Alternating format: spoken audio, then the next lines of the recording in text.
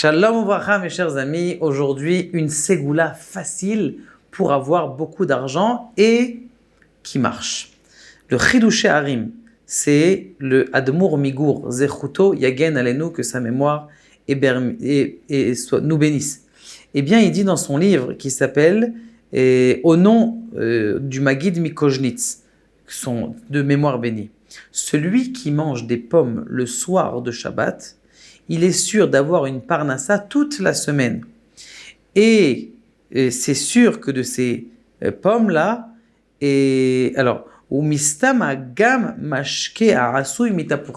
même aussi du jus de pomme.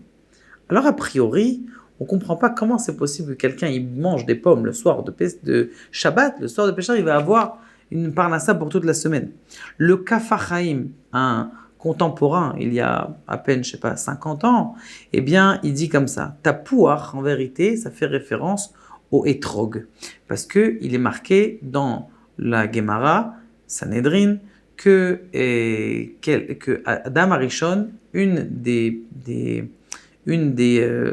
fruits qu'il n'a pas mangé, qu'il aurait dû manger ou qu'il avait le droit de manger lorsqu'il rentrait Shabbat, c'était le Etrog. Et nous, on le considère aussi comme tapouach. Il dit aussi quelque chose de très intéressant, un remez, quand on dit poté ahat yadecha, ce sont les mêmes lettres que tapouach, c'est-à-dire une pomme. Et donc, de là du makor, que justement, il faut manger une pomme. Quand Adam Arishon, il aurait eu le droit de manger cette pomme, c'est qui ? C'est le soir de Shabbat, parce que ce fruit défendu aurait été permis le soir du Shabbat. Donc nous, on le mange béhémet le soir du Shabbat, après le kiddush, après en plein milieu du repas. Maintenant, il y a une autre makor, une autre source de cette ségoula. C'est marqué que Chakal Tapurin Kadishin, que le Gan Eden s'appelle un jardin de pommes saintes. Qu'est-ce que c'est un jardin de pommes saintes ? Eh bien, mes chers amis, ces pommes, elles font référence aux fruits. Quels fruits on parle ici ? Ce sont les Neshamot du Ham Israël. D'où est-ce que naissent les âmes du peuple d'Israël ? Elles naissent dans le Gan Eden. Le Gan Eden, c'est l'endroit, avec nos actes, quand on fait la prière, eh bien, on fait naître des âmes juives dans le monde et qui descendent. Ça, cette tapouach, eh bien, cette pomme, elle fait référence à ces âmes. Donc, quand tu fais référence à une âme, tu fais descendre, on parle que tu fais descendre un flux divin dans le monde. Quand tu fais descendre un flux divin dans le monde, eh bien, elle descend aussi avec sa parnassa. Comme on dit très bien, celui qui a une naissance, que ce soit une fille ou que ce soit un garçon, eh bien, il reçoit aussi, comme les allocations familiales, par exemple.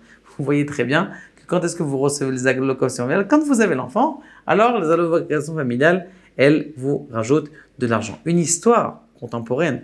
On avait un garçon dans un de nos élèves qui nous a dit « Ah, moi j'ai une super ségoula, c'est la ségoula des pommes vendredi soir. » Et pile cette semaine-là, il s'était fait virer du travail. Alors, Mina Shamaim, parce qu'il s'est fait virer du travail, c'était un travail qu'il n'aimait pas. Longtemps, il m'a dit « Rav, est-ce que je peux quitter le travail ? C'était un travail qui était manuel, ça ne l'intéresse pas. » Grâce à ça, l'État lui a payé une formation. Il a pu apprendre un travail encore mieux. Et il a dit que justement là, il commençait manger les pommes vendredi soir. Et grâce à ça, il a pu garder comment on appelle ça, le capital de son travail et d'avoir un autre travail. Et Baruch Hashem, jusqu'à aujourd'hui, on vous souhaite et on lui souhaite tous une grande parnassa par le mérite que justement on s'allie avec la connaissance que le tapouach, en vérité, c'est pas qu'une pomme, mais aussi la référence avec la connexion avec les âmes du peuple d'Israël. Baruch Adonai, Le'olam Amen.